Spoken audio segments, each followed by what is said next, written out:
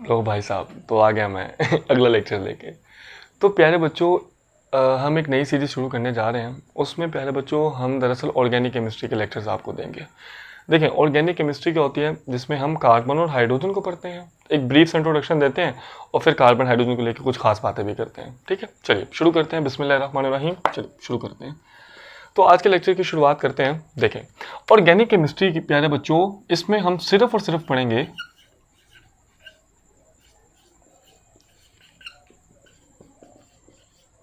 organic chemistry is the study of covalent compounds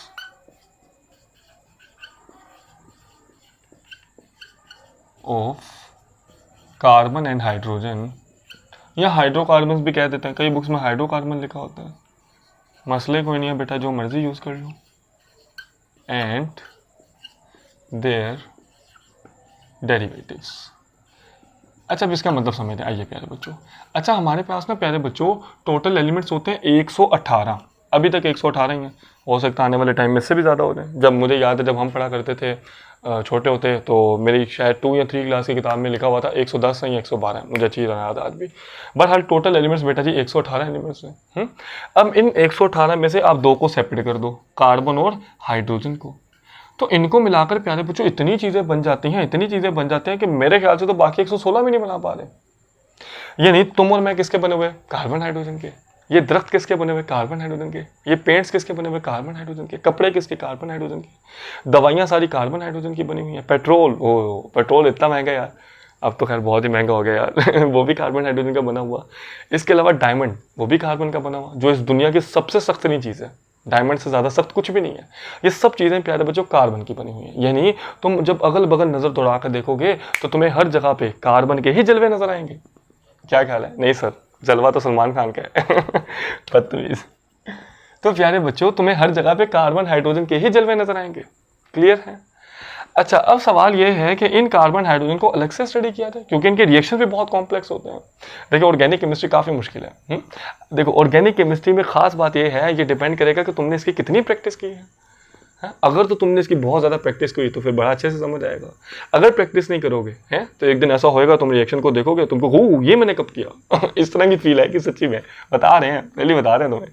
तो प्यारे बच्चों, ऑर्गेनिक केमिस्ट्री में हम सिर्फ और सिर्फ कार्बन हाइड्रोजन और इनके डेरिवेटिव, यानी इनसे जो चीज़ें आगे बन जाती हैं उनके बारे में भी पढ़ा जाता है। क्लियर है? अभी थोड़ी फील आ रही है? यानी ऑर्गेनिक केमिस्ट्री में हम सिर्फ और सिर्फ कार्बन और हाइड्रोजन को पढ़ते हैं। क्या ऑर्गेनिक केमिस्ट्री में आयरन, गोल्ड, उन चीज़ों को पढ़ा जाता है या नहीं पढ़ा जाता? भाई नहीं पढ़ा जाता। उनका क्या काम भाई ऑर्गेनिक केमिस्ट्री में? ऑर्गेनिक केमिस्ट्री में काम होता है प्यारे बच्चों कार्बन हाइड्रोजन का। क्लियर है? मिटा दें? ओके, मिटा देते हैं। चलिए, तो अब पहले मैं थोड़ी कार्बन के बारे में लेके बातें करता हूँ और फिर हम देखते हैं आगे क्या होता है। चलिए, रिमेंबर मेरा बेटा, कार्बन के पास होते हैं 6 इलेक्ट्रॉन, और हमें ये बात पता है बेटा, एक एटम के पास जितने इलेक्ट्रॉन होते हैं उतने ही प्रोटॉन होते हैं। और हमें ये भी बात पता है बेटा, पहले शेल में हमेशा 2 आते होते हैं और दूसरे में 8 आते होते हैं। तो इसके पास 6 है ना, तो पहले शेल में आ गए 2। अच्छा, अभी कितने बचे? 4। तो दूसरे शेल में आ गए प्यारे बच्चों 4। 1 2 6, सारे हाथ ही गंदे हो गए भाई। 3 और 4। क्लियर है? अच्छा, अब आपको पता है प्यारे बच्चों, दूसरे शेल में तो 8 होने चाहिए थे। तो क्या ये स्टेबल है या अनस्टेबल है? भाई अनस्टेबल है। वो दूसरे शेल में तो 8 इलेक्ट्रॉन होने चाहिए थे, लेकिन इसके पास तो 4 ही इलेक्ट्रॉन है, यानी इसके पास 4 इलेक्ट्रॉन की कमी है। तो प्यारे बच्चों, कार्बन कितने बॉन्ड बनाएगा? हाँ, तो कार्बन हमेशा 4 बॉन्ड बनाएगा, क्योंकि उसके पास 4 इलेक्ट्रॉन की कमी है।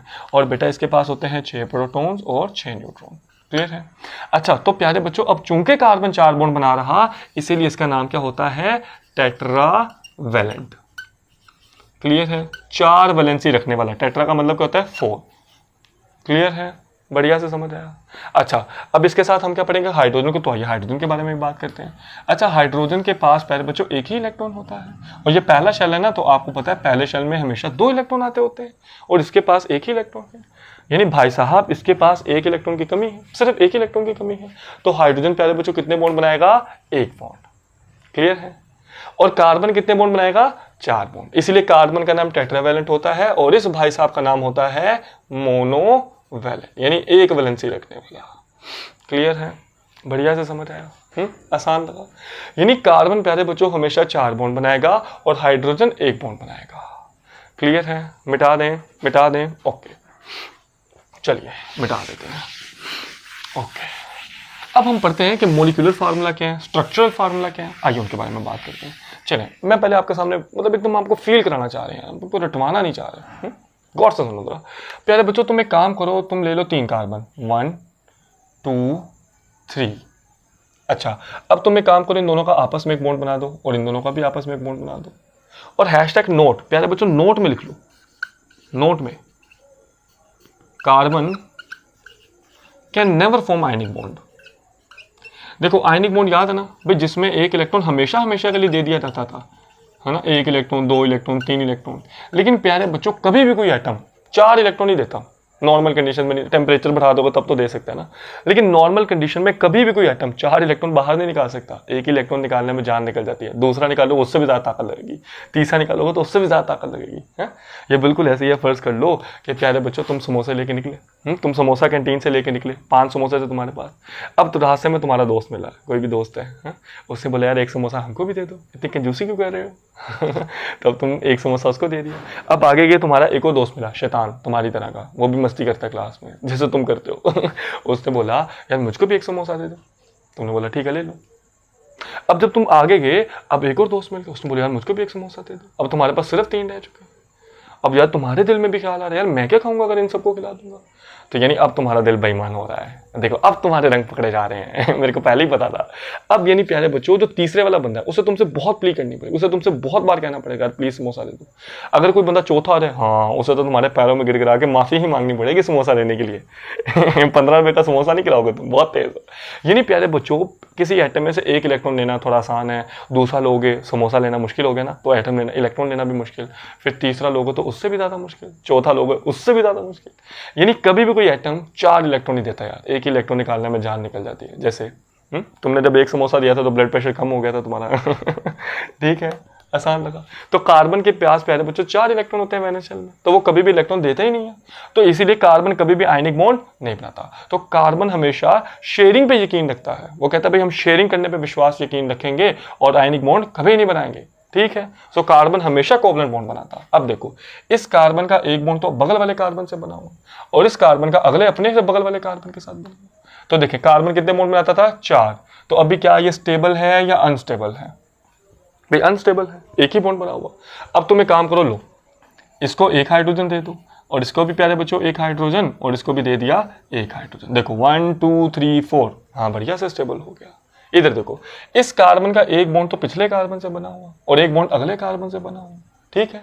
तो 2 बने हुए, कितने की कमी? 2 की, तो 1 हाइड्रोजन ऊपर और 1 हाइड्रोजन नीचे। क्लियर है? फील हो रहा है यहाँ तक?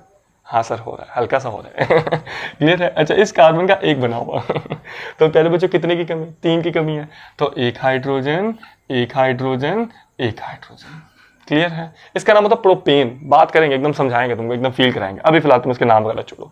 प्यारे बच्चों इस तरह से लिखना होता है स्ट्रक्चरल फार्मूला, यानी तुमने किसी का स्ट्रक्चर बनाकर दिखा दिया, तुमने एकदम खोल के दिखा दिया, स्ट्रक्चरल फार्मूला। क्लियर है? बढ़िया से समझ आया है? आसान लगा? अच्छा अगर हम आपसे कहें कि प्यारे बच्चों इसमें कितने कार्बन हैं, आप बोलोगे 1 2 3, तो टोटल कार्बन कितने? C3। अच्छा जी हाइड्रोजन कितने?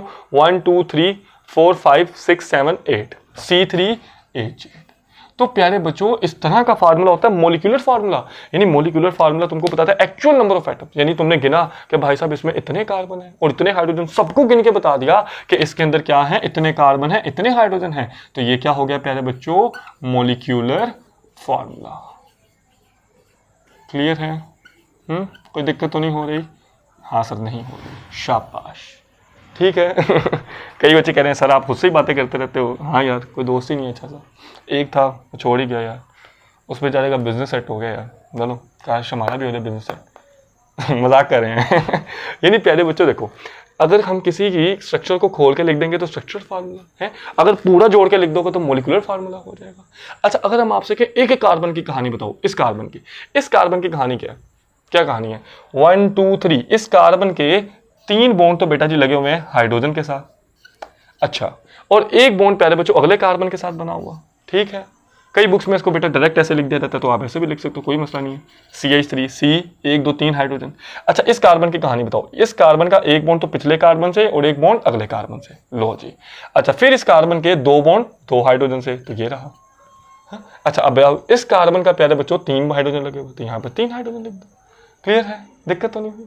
इस तरह से लिखना प्यारे बच्चों होता है कॉन्डेंस्ड फार्मूला, क्लियर है।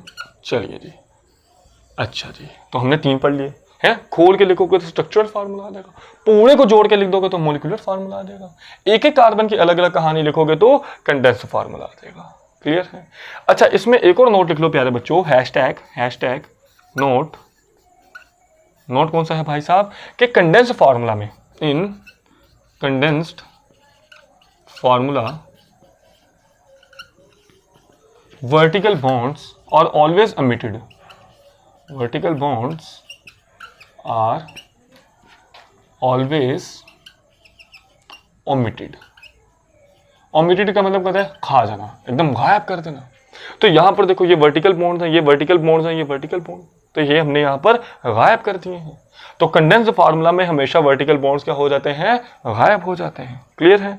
जैसे अगर तुमने कुछ खाना हो है तो तुम्हारे दोस्त को अगर तुम फोन करोगे तो वो क्या हो जाएगा, गायब हो जाएगा। Same case condensed formula, condensed formula में वर्टिकल बॉन्ड्स गायब हो जाते हैं, क्लियर है। एक और लिख सकते हैं डॉट क्रॉस फार्मूला। देखिए डॉट क्रॉस फार्मूला क्या होता है, देखिए बॉन्ड कैसे बनता है भाई, इलेक्ट्रॉन की शेयरिंग से बनता है। यहाँ पर एक कार्बन ने एक इलेक्ट्रॉन शेयर किया, दूसरे भाई साहब ने भी शेयर किया, यहाँ पर एक कार्बन ने एक इलेक्ट्रॉन शेयर किया, हाइड्रोजन ने भी शेयर किया। यानी प्यारे बच्चों बॉन्ड तो बनता है शेयरिंग से। तो अब देखें कार्बन के पास कितने बॉन्ड होते हैं, कार्बन के पास कितने इलेक्ट्रॉन, 4, 1 2 3 4। अब मैंने शो कर दिया ये 4 का है, ठीक है, ये 4 इलेक्ट्रॉन है। अच्छा मैं हाइड्रोजन हाइड्रोजन हाइड्रोजन और देखो एक और कार्बन और एक और कार्बन। अब देखो हाइड्रोजन के इलेक्ट्रॉन हम किससे शेयर करें भाई, अगर मैं यहाँ पे डॉट लगा दूंगा तो तुम परेशान हो जाओगे कि ये वाला जो डॉट है हो सकता है ये ऊपर वाले का हो सकता है ये वाला डॉट हाइड्रोजन का हो, दिक्कत आ रही है। तो हम क्या करते हैं, हम यहाँ पे लगा देते हैं क्रॉस। अब तुमको ये बात कंफर्म होगी प्यारे बच्चों कि जो हाइड्रोजन है उसके लिए प्यारे बच्चों इलेक्ट्रॉन के लिए हमेशा क्रॉस आएगा और कार्बन के इलेक्ट्रॉन के लिए हमेशा डॉट आएगा। हाइड्रोजन के इलेक्ट्रॉन के लिए हमेशा क्रॉस आएगा, हाइड्रोजन के इलेक्ट्रॉन के लिए हमेशा क्रॉस आएगा, क्लियर है। अच्छा अगर प्यारे बच्चों अब हम यहाँ पे एक कार्बन जो है इसके आगे बनाते हैं और इस कार्बन में अगर हम यहाँ पे डॉट लिख देते हैं तो तुम भी परेशान हो जाओगे, तुम बोलोगे सर ये क्या बात हुई। अब हो सकता है ये वाला डॉट इस कार्बन का हो और ये वाला डॉट इस कार्बन का हो। अब दोनों कार्बन आमने सामने आ चुके हैं, तो अब तुमको प्यारे बच्चों एक काम करना है कि एक कार्बन के हटा के तुमको यहाँ पर एक कार्बन को अब क्रॉस दे देना है, क्लियर है, आसान लगा। बढ़िया से समझ आया, नहीं आया फिर से बताएं। देखो अब दोनों कार्बन आमने सामने, ठीक है, अगर तुम डॉट डॉट लगा दोगे तो यार कैसे पता चलेगा कि कौन किसका है? तो इसलिए प्यारे बच्चों हमने यहाँ पर एक क्रॉस लगा दिया ताकि क्रॉस से हमको कंफर्म हो जाए कि प्यारे बच्चों ये वाला जो इलेक्ट्रॉन है वो इस कार्बन का है। खास बात यह है कि बाकी भी क्रॉस नहीं, बाकी सब पे डॉट ही लगेगा। क्या बोला, कार्बन को हमेशा डॉट दो, हाइड्रोजन को हमेशा क्रॉस दो, कार्बन को हमेशा डॉट दो, हाइड्रोजन को हमेशा क्रॉस दो। लेकिन अगर दोनों कार्बन आमने सामने आ जाए फिर एक कार्बन को डॉट और दूसरे को क्रॉस।